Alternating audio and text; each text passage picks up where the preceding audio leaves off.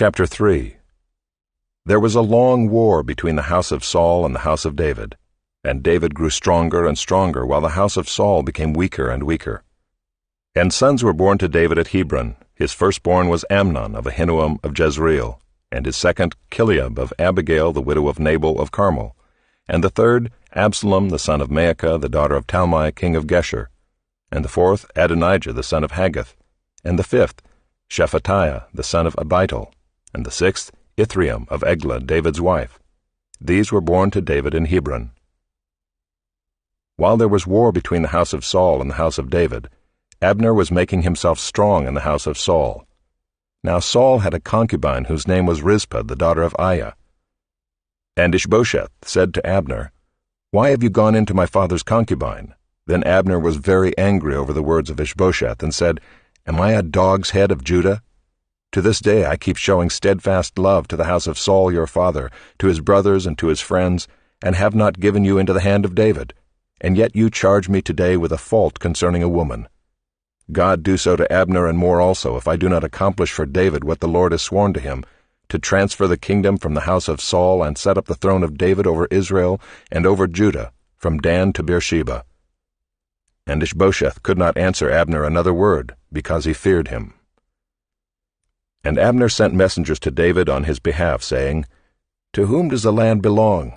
Make your covenant with me, and behold, my hand shall be with you to bring over all Israel to you." And he said, "Good, I will make a covenant with you, but one thing I require of you, that is, you shall not see my face, unless you first bring Michal, Saul's daughter, when you come to see my face." Then David sent messengers to Ishbosheth, Saul's son, saying, "Give me my wife Michal, for whom I paid the bridal price of 100 foreskins of the Philistines." And Ishbosheth sent and took her from her husband Paltiel, the son of Laish. But her husband went with her, weeping after her all the way to Bahurim. Then Abner said to him, "Go, return." And he returned. And Abner conferred with the elders of Israel, saying, "For some time past you have been seeking David as king over you. Now then bring it about, for the Lord has promised David, saying, By the hand of my servant David I will save my people Israel from the hand of the Philistines, and from the hand of all their enemies." Abner also spoke to Benjamin, and then Abner went to tell David at Hebron all that Israel and the whole house of Benjamin thought good to do. When Abner came with 20 men to David at Hebron, David made a feast for Abner and the men who were with him. And Abner said to David, "I will arise and go and will gather all Israel to my lord the king, that they may make a covenant with you, and that you may reign over all that your heart desires." So David sent Abner away, and he went in peace. Just then the servants of David arrived with Joab from a raid, bringing much spoil with them. But Abner was not with David at Hebron, for he had sent him away, and he had gone in peace. When Joab and all the army that was with him came, it was told Joab, "Abner the son of Ner came to the king, and he has let him go, and he has gone in peace." Then Joab went to the king and said, "What have you done? Behold, Abner came to you. Why is it that you have sent him away, so that he is gone? You know that Abner the son of Ner came to deceive you, and to know your going out and your coming in, and to know all that you are doing." When Joab came out from David's presence, he sent messengers after Abner, and they brought him back from the cistern of Sirah. But David did not know about it, and when Abner returned to Hebron, Joab took him aside into the midst of the gate to speak with him privately, and there he struck him in the stomach so that he died, for the blood of Asahel his brother. Afterward, when David heard of it, he said, "I and my kingdom are forever guiltless before the Lord for the blood of Abner the son of Ner.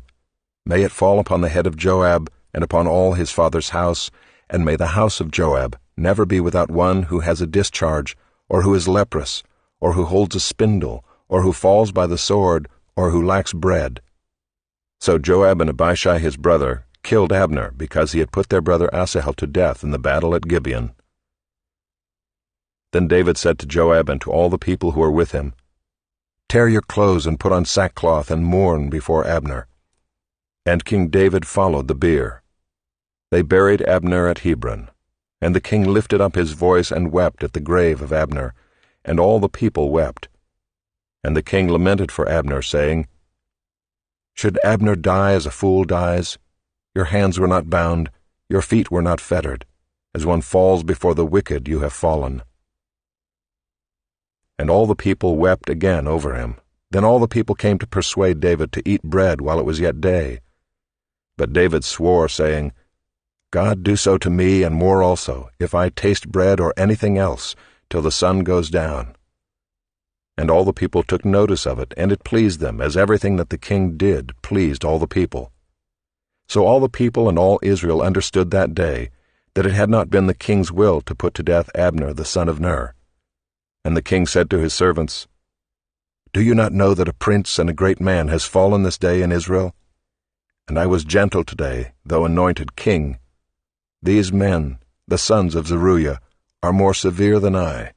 The Lord repay the evildoer according to his wickedness."